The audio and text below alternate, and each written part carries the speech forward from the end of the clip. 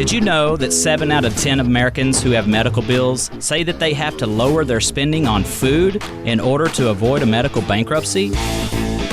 Navigating our highly complex world of healthcare and health benefits leaves many people feeling like a snowball in, well, you know where. I'm Josh Butler, healthcare consultant and advisor to more than 150 employers around the country, and this is A Snowball's Chance in Healthcare, a show about restoring hope in healthcare. Join us as we discuss ways you can lower your healthcare and benefits costs, how companies are winning the healthcare and benefits battle, and how hope is being restored to this community and communities across the country.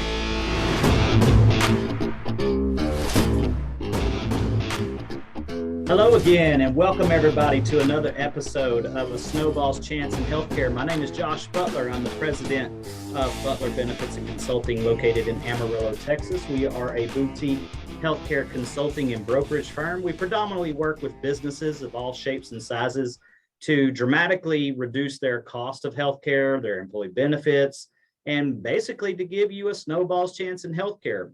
This show is all about sharing tips and ideas and introducing you to concepts and strategies and interesting people from all over the United States that are doing wonderful, wonderful things in healthcare to make it healthcare more accessible, more affordable, and more valuable for people. I think that healthcare is one of those things that frustrate people more than anything else. And I'm not actually talking about the care, but the financial side of healthcare is what typically frustrates people. And so that's what this program is all about.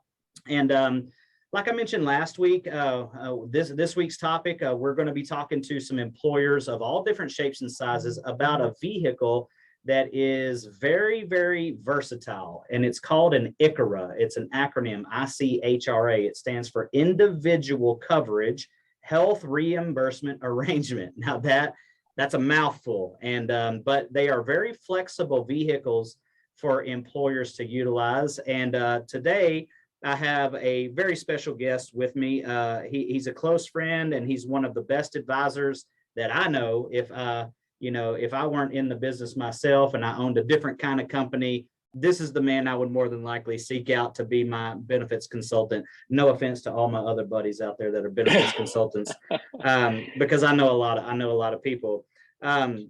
But I probably call this gentleman at least once a week with an HRA question, and I can tell you this gentleman is just amazing. Tom DiLiegro is with me today. Tom is the president and founder of Vero Advising in Charleston, South Carolina, fellow Health Rosetta advisor. Welcome to the program, Tom. Thank you. Your intro is too kind and humbling, so you made me blush today, Josh. Thank you. You're welcome. Hey, Tom, is it true that you're a big Tom Brady fan? A little bit. Born and raised in Massachusetts, and I followed his career, from afar. Yeah. My wife may or may not need to be jealous if he ever came around, but I once shared an airplane with Tom Brady. If you can yes, you've divulged a couple of times that you got a major man crush on Tom Brady. We know. It's all about his skill, though, right, Tom? You know what he would be doing, he says, if he wasn't throwing a football for a living. What's that? He'd be in the insurance business like his dad. So there you go. Hey, it's a great industry to be in. And that's right. You're a walking, talking, living example of that. And so tell us a little bit about Vero Advising out there in Charleston, South Carolina. We do similar work, but you're a wonderful advisor to a lot of different companies. Tell us a little bit about Vero. Yeah, so appreciate it. We, much like yourself, we're a boutique firm. We kind of exist outside the mainstream. I have a background as a TPA rep, as a health insurance carrier rep, and as a health system. I worked in managed care at a local health system. And we founded this company to really be an advocate for the employer, because with experience at a third-party administrator, a health plan, and a health system, I can tell you that nobody cares about the employer. They just take the employer for granted. They're going to write the premium check, and that's all there is to it. And then when the ACA came around, they literally had a federal mandate to force employers to pay for health insurance premiums. So we just said, we'll do it. I raised my hand and said, I'll be that employer advocate. I'll go to the trenches and fight for the employer. And been probably 6 years or so that we've been doing this both feet in, and it sure beats working. It's fun fighting the battles every day. Not always easy, but it certainly is fun. And we're after truth. So we started a company under a different name, Benefit Advisors of Charleston. So you asked me what it is about Vero. I'm Italian, as you can judge by my nose here, and Vero is Italian for truth. And so we are after the friggin' truth, real prices, transparency in everything and how we work. And we just try to be as real as you possibly can. We are what we are. You're going to get what you see. And that's really what we're all about.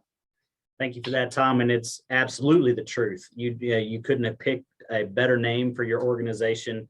You speak the truth. And we're going to speak a little bit of truth today about a vehicle that more and more employers are taking a closer look at. HRAs, health reimbursement arrangements, have been around for quite some time, and they're kind of like a kissing cousin. You know, that is a technical term here in Texas. No offense to everybody else out there, but they're like a kissing cousin to an HSA, a health savings account. They have a lot of the same types of functionality, but they're really very, very different. But it's very common to see people mix up HSAs and HRAs, and HRA is a health reimbursement arrangement. And in 2020, the Trump administration cleared the way for this new type of health reimbursement arrangement called an individual coverage health reimbursement arrangement. See, I can't even say the whole thing. So we're going to stick to, when you hear us say ICHRA, folks, it's ICHRA, ICHRA, individual coverage HRA. And it kind of solved this problem because prior to 2020, employers that didn't sponsor group plans that wanted to reimburse employees or help subsidize employees to go to the individual market to buy individual plans, there wasn't a legal way to do that on a tax-free basis. And so what a lot of employers ended up doing is what we call a gross up. They would just give the employee a raise and say, here's $500 extra per month, go out and buy your own health insurance. And that worked kind of, but it wasn't the ideal scenario, because if you gross somebody's wages up, then if they're a W-2 employee, then that employee's having to pay tax on that additional $500 they're getting for health insurance. And the employer is also subject to FICA tax on that $500 contribution. So it worked kind of, but it wasn't an ideal scenario. So the Trump administration kind of removed the barrier for employers. You can be any size employer, small or large, can utilize an ICHRA. But today we're going to jump in because Tom DiLiegro is my go-to guy. He's forgotten more about ICHRAs than I'll ever know. And so that's what we brought Tom on the show to discuss today. So Tom, let's talk about general application, what you're seeing out there where most employers, what type of employer is most interested in ICHRAs? Well, all of them should be interested in ICHRA if they are sponsoring a small group plan. And I want to go back to something you said a minute ago on the gross up strategy. Because individual health insurance and what somebody pays on individual health insurance is not tied to their health history or, pending health status, no underwriting prevented by federal law. What determines what you pay is your age, your tobacco utilization status, your home zip code, and your income. So Josh, if you're giving somebody a gross up to buy individual coverage, you're actually hurting that employee because you're decreasing the amount of subsidy they're eligible for. So enter the ICHRA to really try to solve that problem.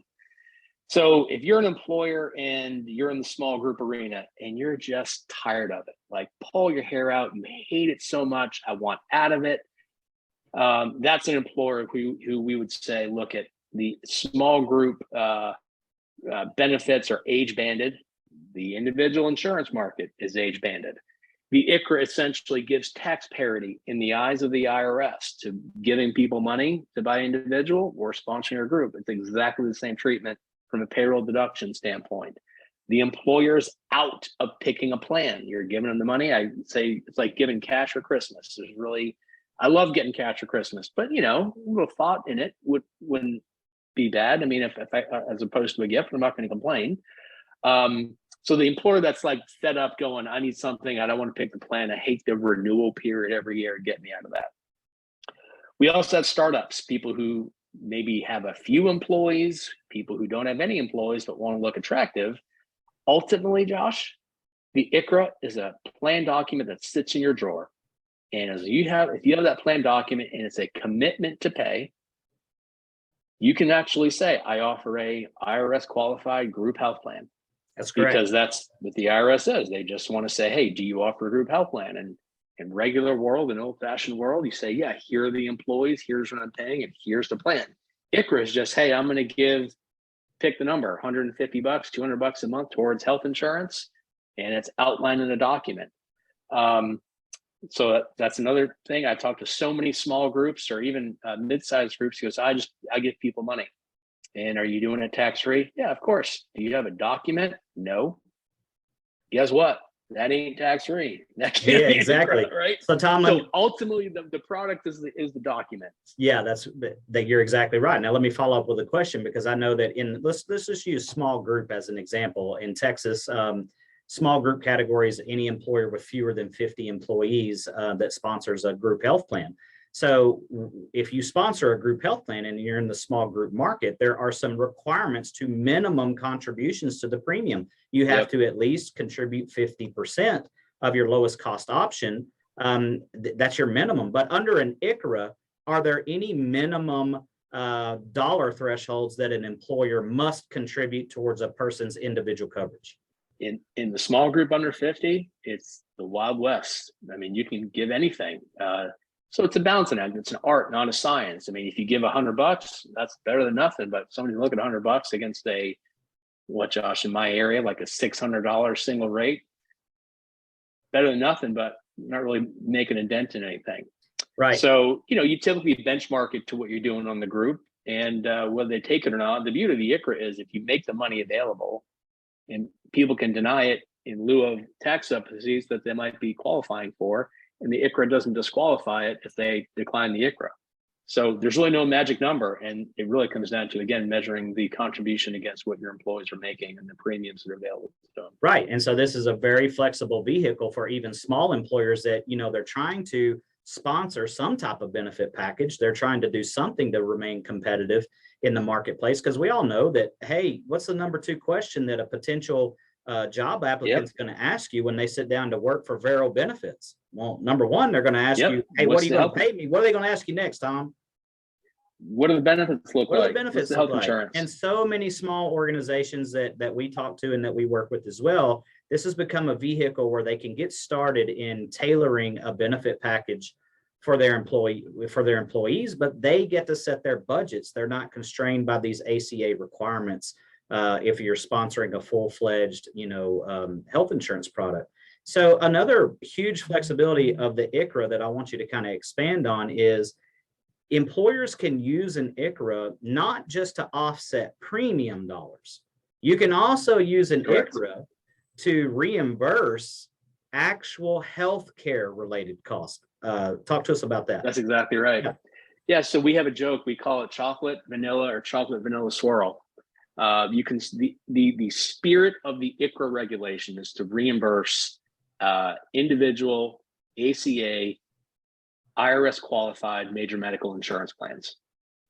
However, they did write into the regulation that you can also allow ICHRA funds to be used for out-of-pocket expenses. So if you do premium chocolate, you can set up to do out-of-pocket if you're on a qualified individual major medical, or you can set it up to do both. So it's very flexible in that regard. There are arguments that can be made, however, that if you give money towards a premium and open it up to all 213D expenses, you sort of dilute the amount that can go to premium. And fundamentally, people often forget about the out-of-pocket. They're always going to typically put the full amount towards the premium. Right. But here's the other interesting thing. So when I first got into this business, I worked with a TPA. I did small group account-based plans. And if you read the code, like the IRS is telling you unequivocally how small and large employers should run their benefits, laying it out in black and white. The IRS does a lot of bad things, but this is one thing where they actually spell it out for you.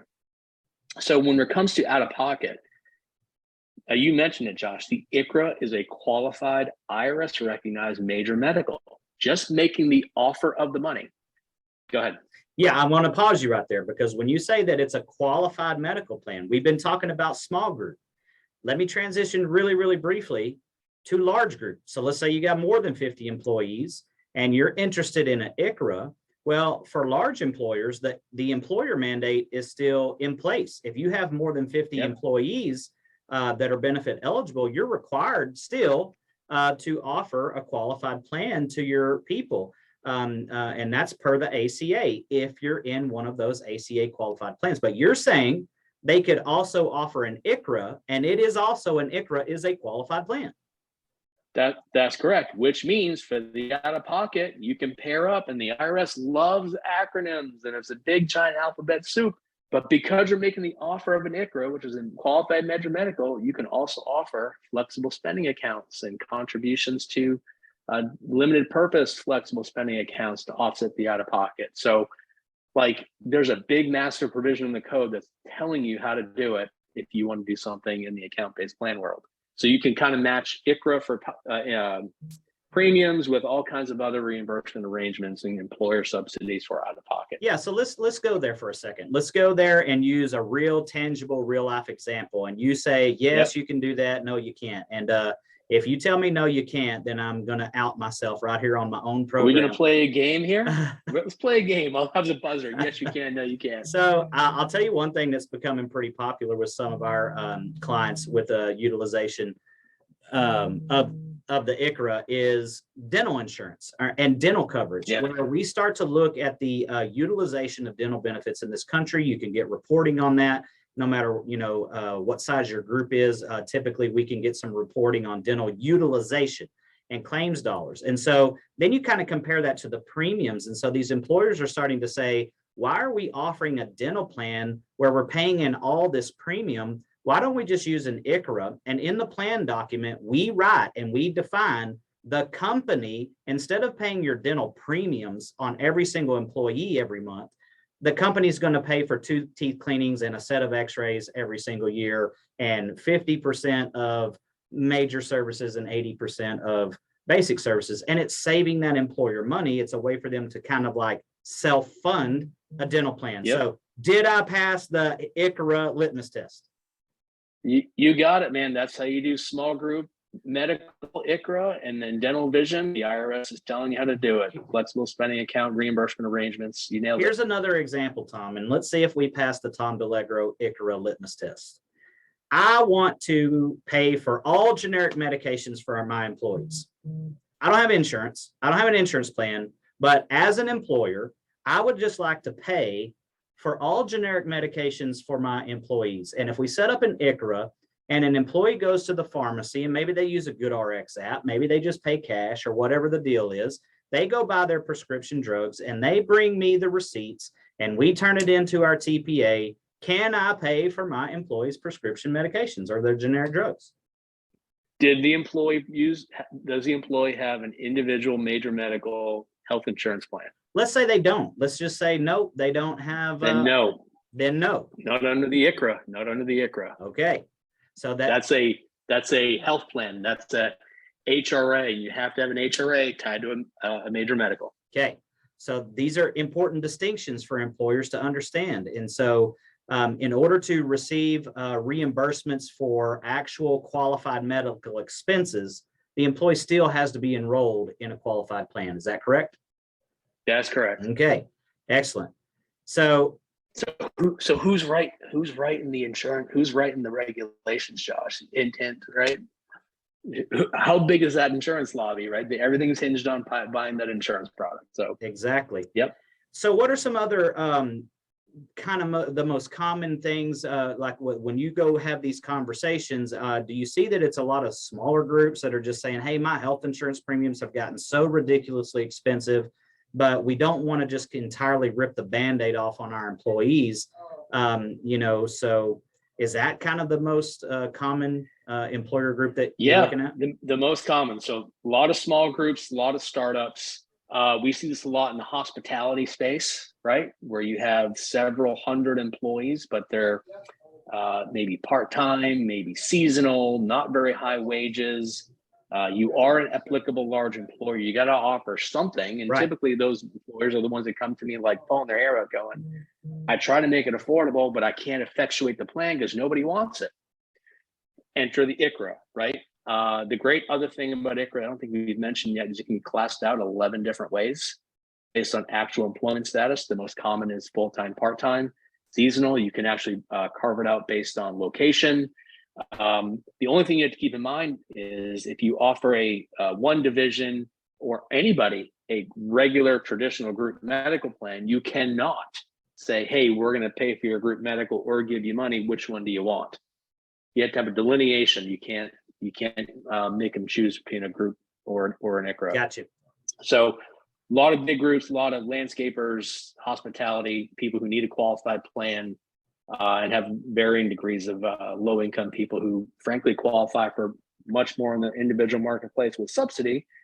Then they can turn on the ICHRA. What I said before is the inherent beauty of it. You can offer something and pay very little of it depending on the individual situation of the employee. Yeah, so let me ask your opinion on something, because here's one of the things that always comes up in my evaluation on if an ICHRA is going to be a great alternative for an employer or not, is that the individual the plans that are available here in our counties in the Texas Panhandle, they're all HMO. There's no PPO available. There's no plan that has a PPO network available in the 26 counties of the Texas Panhandle, right? Yep. So this is something that you have to consider is the network access, is that under group plans, like through Blue Cross Blue Shield or Scott and White Health Plans or Humana or All Savers or, United Healthcare, that you can access PPO networks. These are broad, national, large encompassing networks.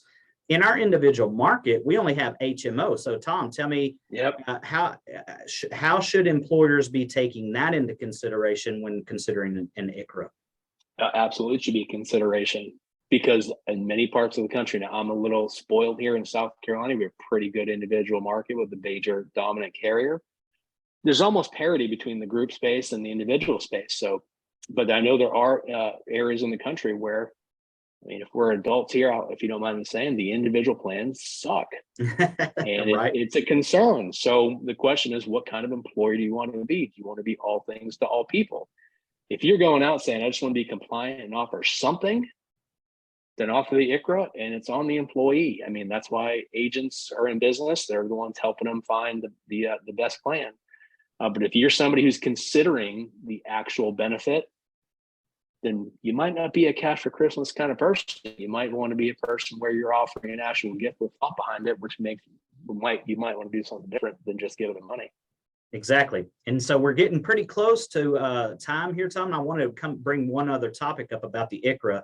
Yeah. And it is, the way that ICHRAs impact federal tax credits. So this is an individual coverage. And you mentioned that these people would need to go to the marketplace and they would need to go get individual health insurance via Correct. like healthcare.gov, right? Okay, so here's the next thing. If a person qualifies financially to receive a tax credit, can they also receive ICHRA money from their employer?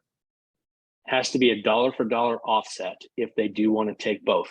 So okay. Here's that. So go ahead and explain that. Yep. So it's like if I qualify for $500 a month in subsidy or tax credit from the federal government, but my employer gives me $500 a month in an ICHRA, I can't get $1,000 a month. Correct. Right. Correct. So what I would typically say is, Mr. Employer, under budget your ICHRA, because if you have people based on their income who qualify for $500 and you're making available $250, Mr. Employee or Miss Employee, don't be stupid. Take the tax subsidies and say no to the ICHRA. That's a win-win for everybody. Correct. If your tax subsidy is $100 a month, say no thank you, Mr. Federal Government. I'm going to take $250 from my employer. So that's what the art and the true advisory that I know folks like you bring to the table can help somebody, both the employer and the employee, pick up on when they're going through this process. Yeah, and that's a great segue as we wrap up. We got about 60 seconds left here, Tom, is that this may sound like really, really complicated issues. And to be honest with you folks, it is pretty complicated, but HRAs and ICHRAs and HSAs and FSAs, there's a lot of acronyms in our industry that get jumbled and people get confused a little bit. But, hopefully today was a little bit helpful for you. If you're interested in things like ICHRAs, we can always help. If you're in Tom's neck of the woods or anywhere, I mean, Tom's a wonderful, wonderful advisor. And like I said, he's my go-to guy when it comes to all things ICHRA. But that's going to about do it. Any last words here, Tom? We got about half a minute. This is great, Josh. You the man. Keep up the good work. Hey, man, I'm ready to see you next week. We're leaving this weekend. We're going to attend a conference together. I'm looking forward to spending some time with you, brother. And as always, thanks everyone for tuning in. This is Josh Butler, host of A Snowball's Chance in Healthcare, where every week we are sharing great tips, great strategies, solutions, things like the ICHRA, the Individual Coverage HRA, to give you a snowball's chance in healthcare.